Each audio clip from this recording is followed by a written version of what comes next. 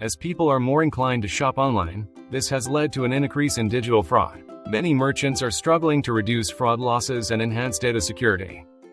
Nowadays, fraudsters are smarter and use a wide range of methods to commit fraud. Phishing is one of the digital frauds. Fraudsters steal sensitive information by tricking users to click on the suspicious link to visit fake websites. They will make use of malware too. The malware steals the credentials and then makes unauthorized transactions. Furthermore, digital fraud also includes fraudulent account takeover.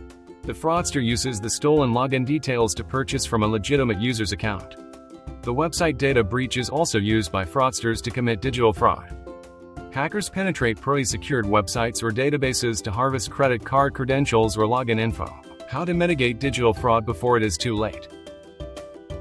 Operators of websites handling online payments need to have security concerns. Regular security audits should be conducted to screen for vulnerabilities in the website or database of the organization. Employees need to be taught how to spot phishing attempts and avoid them. Password policies must be updated to be complex enough to resist hackers.